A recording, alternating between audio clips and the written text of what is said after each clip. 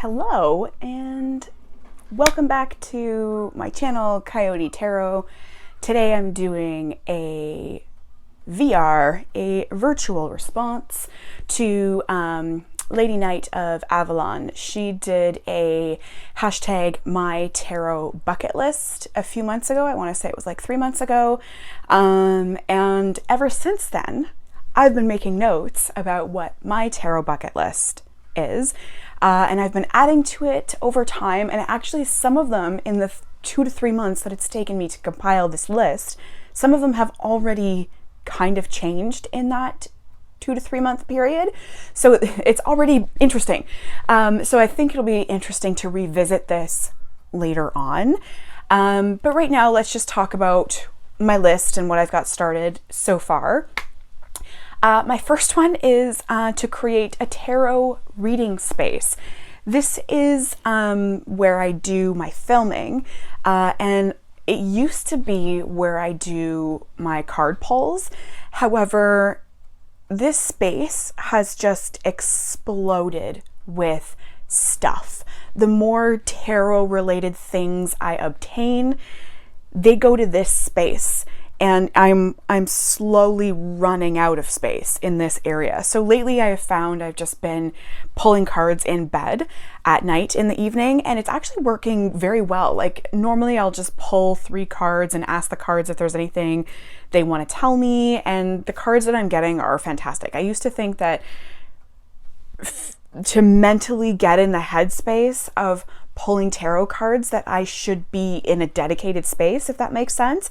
And now I'm learning that that's not necessarily the case. I can pull cards anywhere and still receive legitimate messages that make sense to me. So I'm kind of getting out of that habit. All of that being said, I would like to have a space where I can leave my decks out, leave my candles out, leave my accessories and whatever else out, so that it's easier for me to pull cards. Ideally, I would like this to be a desk so that I can sit down. Like I'm sitting on my floor right now, and that's also kind of a problem. Like I don't always want to sit on the floor when I pull cards. I'm getting older and my knees can't do this. It's not always easy for my knees to do this, especially after a leg day workout. So I would like it to be a desk. Unfortunately, with my living situation, that's not something that's going to happen anytime soon. So that is why it's on my bucket list. So to create a tarot reading space for myself would be tarot bucket list number 1. Tarot bucket list item number 2. This is one that's changed. I wanted to build my Instagram, and more so from an aesthetic perspective, not necessarily build it in numbers. I'm not really the kind of person that cares about numbers. However, I wanted to kind of have like a cohesive aesthetic with my Instagram page. Right now, if you go, it's coyote.tarot. Like there's no aesthetic as far as colors go and all that kind of stuff. You see like content creators, they have an aesthetic. Every picture is the same. It's either all dark photos or they have all light photos. I'm not like that. I just want to, I want to take pictures and I want to post it. The reason why this has kind of changed is because Instagram is making me angry. I made a post the other day on my stories about how blocking fake tarot accounts has basically become a full-time job. The amount of fake tarot Instagram accounts is astronomical. It is driving me insane. I can't imagine being one of those accounts where someone tries to, or they do, steal your photos, steal your identity, and ask people for money. I just can't. I'm so grateful I'm just a piddly little guy that nobody even knows of right now, so that's great. However, I would not have any followers. I'd probably have 10 followers if it weren't for fake accounts. I just gave up on trying to control them all. So that's where that's kind of changed. I'm not really putting a big emphasis on Instagram anymore. I'm not really caring about Instagram too much anymore. I'll post photos. I don't care about the aesthetic. It's just Instagram has got really frustrating for me, and as I would guess everyone else as well. Okay, my third item, if you can believe this, is to get my tarot cards read by a professional. I did have it done years ago. We're talking like when I was 23, 24. I am almost 40. And that was the last time I had my cards read by a professional. So I do have plans to get this done. I know who I want to go see. I know what day of the week I have to go see them. They're on vacation right now, so it's kind of I do have to go see them on a weeknight. I work until 4. The shop they work at is a solid 20-30 minutes away from me, so it's a bit of a kerfuffle to figure it out. I will figure it out. It's gonna happen. I was hoping by the time I filmed this video it would already happen, but nope. So anyway, yes, I would like to get my cards read by a professional. Next one on my list is to use the decks that I have and build relationships with those decks. So not only do I want to try not to buy more decks to add to my shelf, I want to work with the decks that I have.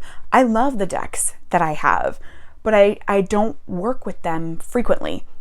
So I do want to build those relationships, and I do want to build that the using of the decks. I was going to say build the roster. That's not, no, I want to do the opposite of that. I want to keep the roster where it is and use what's on the roster regularly, if that makes any sense. Next one. I want to work with tarot and the moon more. And I've talked about this a number of times on my channel. I've even created journals dedicated to this, which I have yet to use. And that's my shtick. That's what I do. I have all these great intentions on doing things, and it's just the follow through that I don't do. So I really need to start working with tarot and the moon more. I used to do polls for every full moon, every new moon. I would follow a spread, whether it's Ethany's or someone else, Tarot Nerds, whatever it might be, on Instagram. And I've kind of got out of doing that. It's just, I find that I have no time, but I'm also doing nothing at the same time. How that's happened? Like, obviously I have the time. If I'm not doing anything, obviously I have time. So I don't know what I'm doing with my time, but it's just, it doesn't happen. It's my follow through I need to work on. So work with tarot and the moon more. Another thing I want to do is, and I was hoping I'd have this one checked off before filming this, but I do not, is meet fellow tarot enthusiasts in person. I feel sometimes very alone in my practice. My friends, you know, I've mentioned in the past, I make private YouTube videos of pick a card videos for my friends, and they like it. A lot of them have dropped off. There's not as many of them watching religiously as they used to, but they enjoy it. But it's just like entertainment for them. And, you know, when they say, how many decks do you have? Oh my God, like, they just don't get it. And it's because this isn't their thing. And I get that. I totally get that. You know, they're interested in things, and I'm like, what? How many of this do you have? So sometimes I feel very alone in my practice, and sometimes I feel almost silly because of my practice, because of how many decks I have. So I would like to try and surround myself with like-minded people. I do have an event that I would like to attend later this month. We are in September. We'll see if I go. I do have kind of some, I don't want to call them issues, but I don't know how I feel about going. Well, there'll be a further update on that in my September video. But yes, meet fellow tarot enthusiasts in person is on my tarot bucket list. Also, next, I have my tarot level 1, which was beginners. Level 2 is reversals. Level 3 is tarot and astrology. So I would like to get my level 3. It's just a local metaphysical shop that I do it at in the town over from where I live. So I feel like I could do my level 3. If the course were to come up right now, I don't know if I would do it. But it is something I'm interested in, and it is something that I would eventually like to obtain as my level 3 tarot. Next, I would like to read more cards when I'm away from home. I can't tell you how many times I've packed up my little tarot bag for my tarot on the go. I'll link it in the cards if I remember. I've done it 2 weekends in a row now, and I haven't even used it. I haven't busted it out. The first weekend, which was not this past weekend, but the weekend before, there was a beautiful opportunity to, and I was chomping at the bit. We were sitting at a picnic table in my friend's cottage, like porch area at night, late in the evening, and it was perfect. But her child was there and wanted to play board games and stuff like that, so it didn't work out.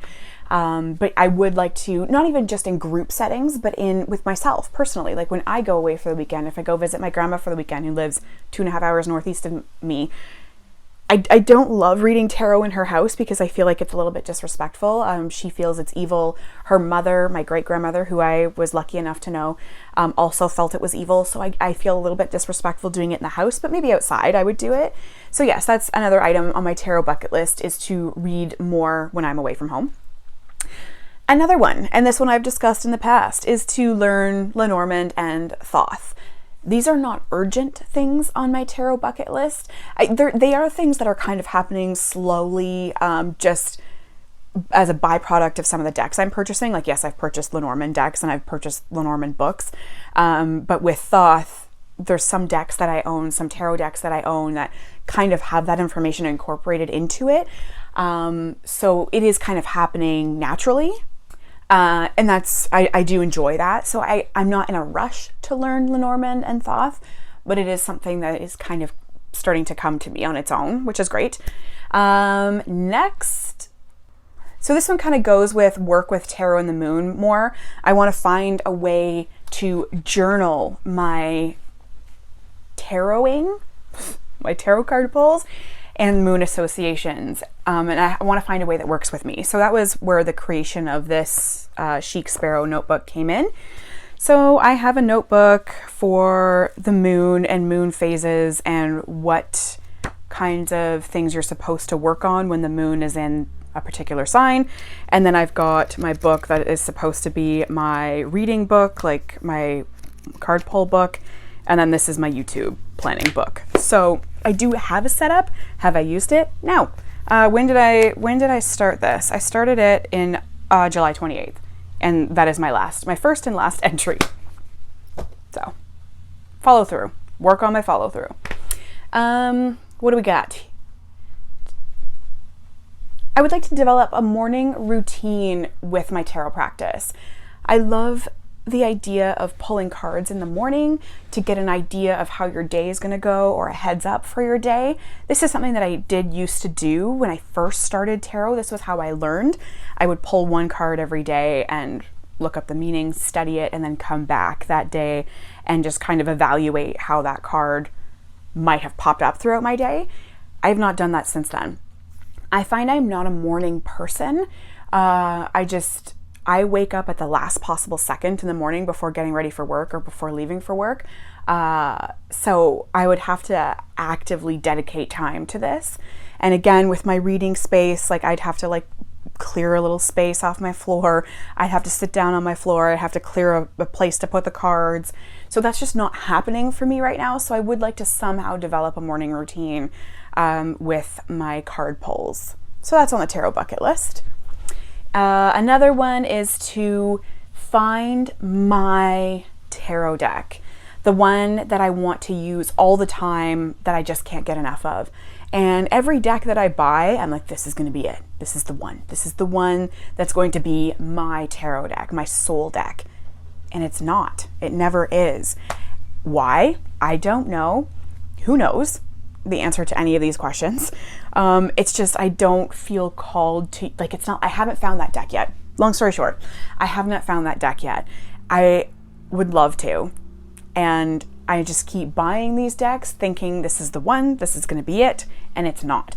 The closest I've come is probably the Saint Soleil Beginner Tarot with these backs here. I do really like it. I love the aesthetic. I love that there's keywords for the upright and the reversal. Great, great, great. It is a bit of a chunkier deck. Like it's a bit on the wide side. This way I think is pretty typical. I don't have one to check. But it is quite a bit of a thicker cardstock. So it's not travel friendly. But I think that's something I might have to forfeit on my list of requirements for my soul deck, is to be travel friendly. And again, this one, I do love it. I really enjoy it, but it's not like I'm like, this is it. This is the one. So I am still waiting for the one. And last on the list, this was the last minute addition. Well, not last minute. It's not like I did it just now, but it was the most recent one. I kind of would like to get a tarot tattoo. Don't ask me what. I have no idea. This is something that's been part of my life now for almost 2 years. November will be 2 years. So I feel, and it did kind of pull me out of, I don't want to say it pulled me out of COVID darkness, because I wasn't in a dark space. However, it ignited something in me during COVID when there was nothing to ignite. Like we weren't allowed to do anything or go anywhere. And this pulled me out of that. And my creativity was just like, and the learning process, it was all coming alive again after being dormant, after being forced to be dormant. And not only it was not just learning tarot, it was learning YouTube and learning editing skills. Like this whole process of creating this part of my life has been a big part of my life. And I would like to commemorate that with a tattoo in some way, shape, or form. Small, because I have a number of tattoos already, so I would like something on the smaller side. Again, no clue. I haven't even Pinterested anything. I just thought that should go on my bucket list. And again, it's not going to be happening anytime soon. There are many other things I would like to purchase, spend my money on, whatever the case may be, before getting another tattoo. But that's it. That's my tarot bucket list. So how many things do we have? 13 things on my bucket list. A couple of which I would like to cross off in the next month or two, only because the person I want to have my cards read by is on vacation. So I don't know when they're coming back. So I don't know when I'll be able to do that one. I would love to say in the next month, but they might be on vacation for a little bit longer. Yeah, so this was super fun. I'm glad I took the time. I'm glad I took a couple months to sit on this and think about it, because I did add I added 3 of them.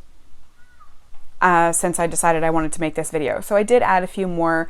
Like I said, I thought I would be able to cross a couple off and be like, this is on my list. However, didn't happen. So this is my tarot bucket list.